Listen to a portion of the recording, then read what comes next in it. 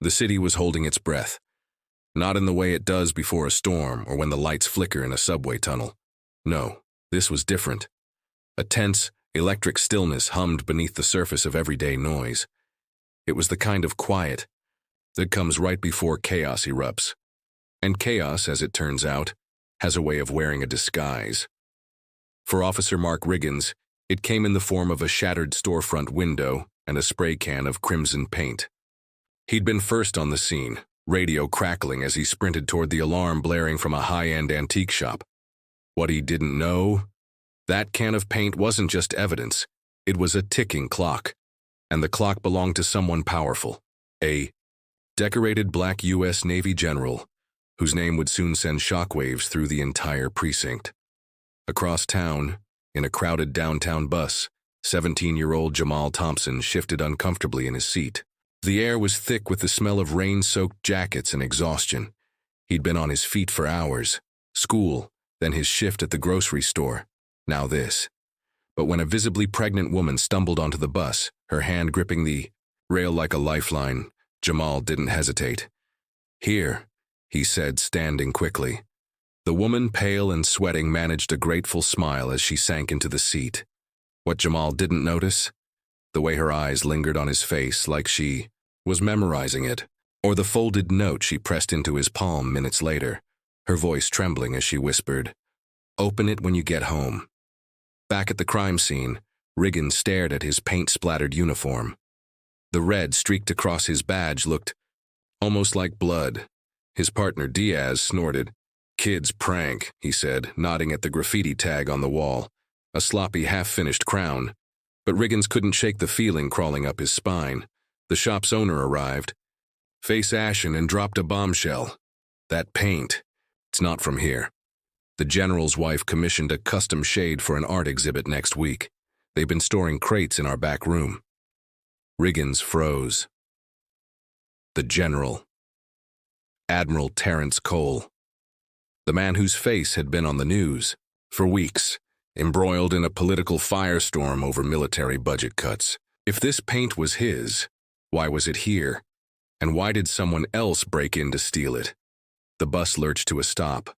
Jamal stepped into the rain, the note burning a hole in his pocket. He'd recognized the woman's accent.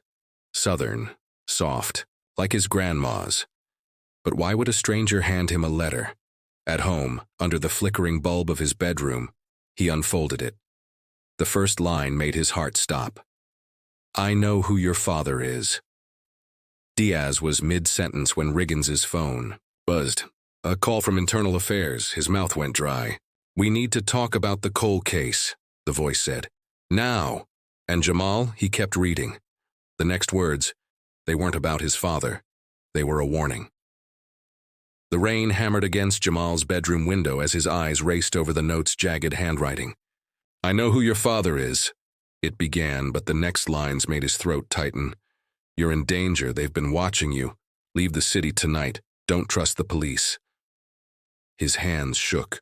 All his life, his grandma had dodged questions about his dad.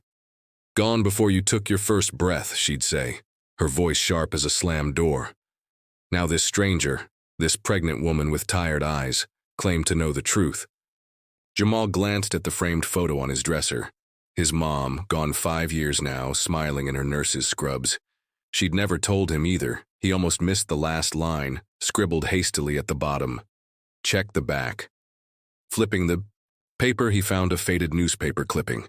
The headline made his breath catch. "Local hero or fraud? Navy Admiral under scrutiny and funding scandal." There he was, Admiral Terrence Cole, stern-faced in his uniform. But it was the smaller photo beside it that froze Jamal's blood. A younger version of his mother, arm in arm with the Admiral at some charity gala, both laughing like old friends. 3 miles away, Officer Riggins paced the dim hallway of the precinct, the flickering fluorescent lights doing nothing to calm his nerves. Internal Affairs had sent Agent Lowell, a wiry woman with a gaze like a steel trap. She didn't sit, didn't offer small talk. "The paint can's stolen tonight," she said. "We're part of an ongoing investigation. Admiral Cole's wife reported them missing yesterday. But here's the problem. The shop's security feed from tonight's. Break-in erased, every frame, Riggins frowned. The owner said the system was working when we arrived. It was. Lowell's lip twitched. Which means someone scrubbed it after you left. Someone with access. The unspoken word hung between them. Cop. Riggins' mind flashed. To Diaz joking about the red paint. How quickly he'd dismissed the case. Too quickly. Before he could ask, Lowell slid a file toward him. Inside were photos of the Admiral's wife, Vivian Cole, a striking woman in her 50s, her smile not quite reaching her eyes. She's an artist, Lowell said. Those paints were mixed specifically for her new exhibit. Bloodlines, supposed to represent the unseen ties that bind us. She paused. Or strangle us. Jamal didn't sleep. By dawn, he'd dug through every box in his grandma's closet, finding a sealed envelope tucked beneath her wedding photos. His name was on it, in his mother's looping cursive. Inside, a letter, dated the week before she died. Jamal, if you're reading this, I'm gone. And the lies are coming. Your father, he wanted you. But some secrets get people killed. The rest was a blur of warnings and regrets, but one name stood out. Vivian. His phone buzzed. A news alert. Breaking. Vandalism at Admiral Cole's. Charity event. Red paint splashed across portrait of military hero. The video showed chaos. A canvas defaced with crimson streaks, the Admiral's face half drowned in it. But Jamal wasn't looking at the painting. He was staring at the woman beside it. Her hand pressed to her mouth in shock. Vivian Cole. The same woman from the clipping. The same name in his mother's letter. Riggins stood outside Vivian's art studio, the morning sun glinting off broken glass. The vandalism here was messier. Tubes of paint ripped open, canvases slashed. But Vivian, perched on a stool, seemed eerily calm.